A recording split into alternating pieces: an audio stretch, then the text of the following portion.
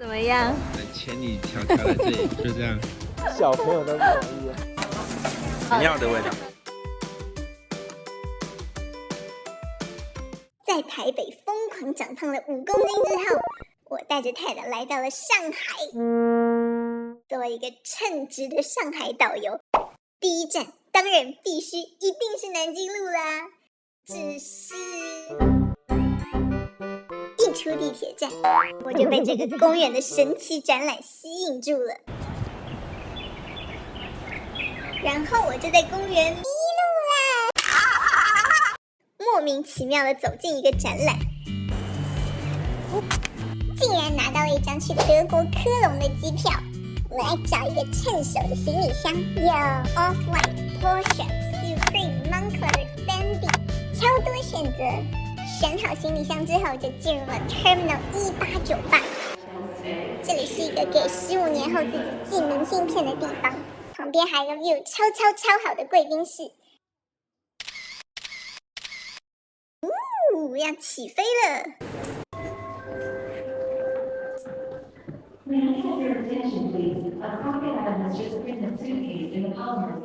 等一下，我们是来干嘛的来着？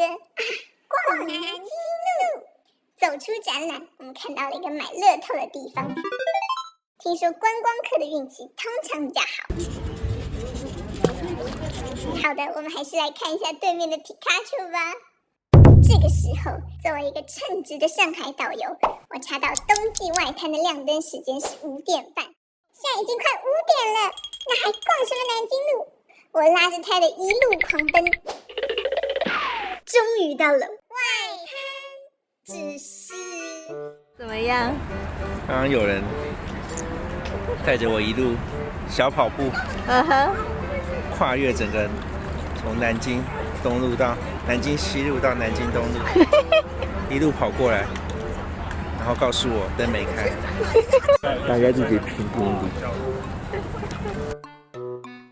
半小时后，6、5、4、3、2、1。出来喽！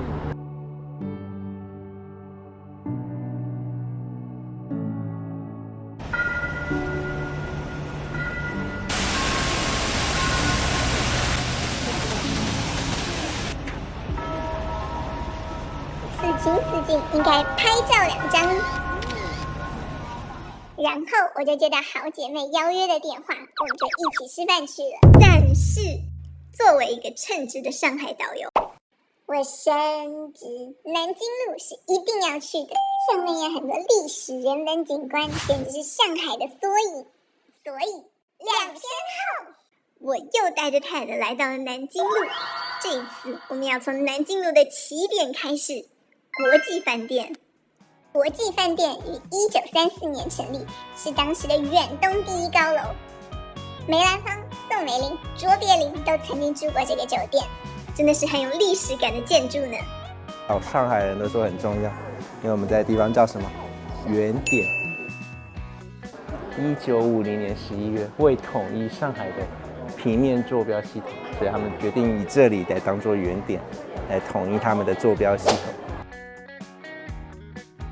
那么到了国际饭店，就一定要尝尝上海最特色的小吃——蝴蝶酥。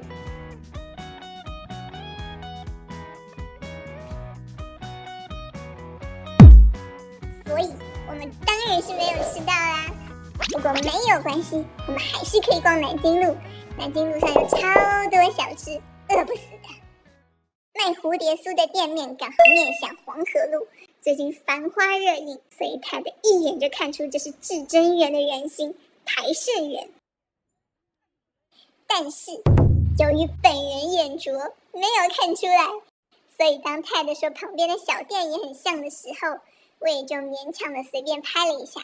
直到后来，这里变成了挤破头的打卡点。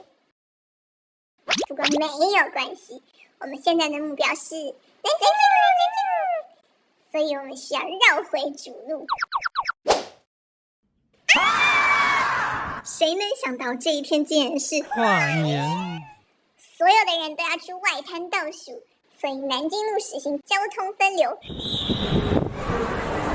周围的景点全都不开。以就连太太心心念念繁华中的和平饭店也进不去。不过没有关系，作为一个称职的上海导游，我还有一个绝佳宝藏小众的景观，所以我又带着太太从人从众的南京西路挤到了南京东路，又从南京东路挤到了江边，来到了这个宝藏的地方——外白渡桥。看有没有亮灯？外白渡桥，这是上海的标志，你是不是不满意？对，连小朋友都不满意啊。再过5分钟灯就开了，对不对？ A few moments later. 东方明珠看不到，它没亮，看不到。外白渡桥看到没有？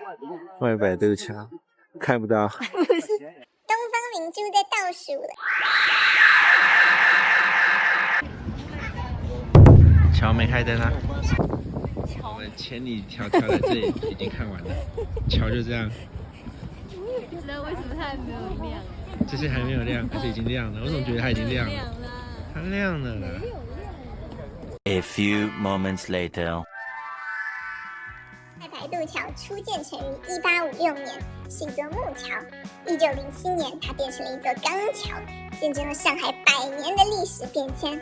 而且看过《情深深雨蒙蒙》的请举手。至于太太问我为什么要在跨年这天穿越人潮来看这座桥，我还没有想好。随便拍了几张照片之后，我们准备往回走，结果现流风了。太太饥肠辘辘地看着我，不过没有关系，作为一个称职的上海导游，我随机应变，直接沿着外滩带他来到了著名的观光景点豫园。豫园在城隍庙的里面，是典型的江南古典园林建筑。不过现在更有名的是里面的上海特色美食南翔小笼，还有五香豆。但是不知道为什么这一天突然超爆多人，我们连进去的大门都没有看到，在外面绕了整整3圈。最后我决定带着饿得不行的太太，先吃一点专宰观光客的食物。29块一个的汤包，还不错啊。不错哈。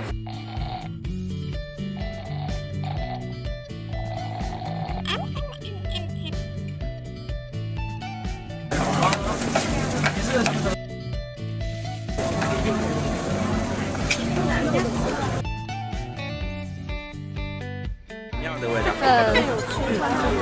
它的辣是比较后面才出来的。不怎么正宗的葱油饼，在鱿鱼店买的羊肉串，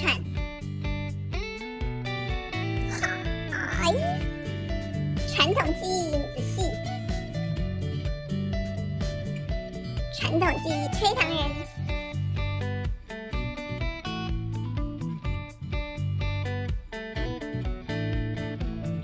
然后我们终于进去了。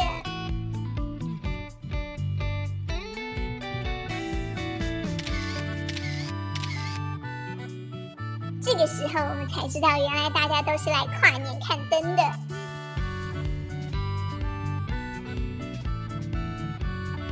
是不是超级美，超级值得？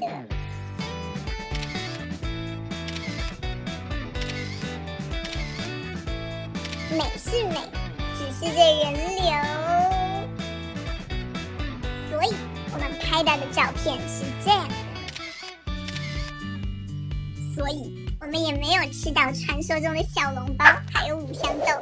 不过没有关系，作为一个称职的上海导游，出来的时候，我请太太喝了上海老字号中药行全新推出的养生奶茶，中药入奶茶是不是很不错呢？回家后，我把这段故事告诉了我的爸妈朋友，大家都惊讶地看着我。可是我明明带太太去了外滩、外白渡桥、国际饭店、豫园，甚至还看了展览，我明明就是很称职的上海导游啊！你们觉得呢？哦，对了，如果南京路附近有很值得玩的地方，也欢迎在下面给我们留言。作为一个称职的上海导游，我一定都带太的玩到。那如果喜欢我们的话，记得按赞、订阅、开启小铃铛哦。我们下集影片见。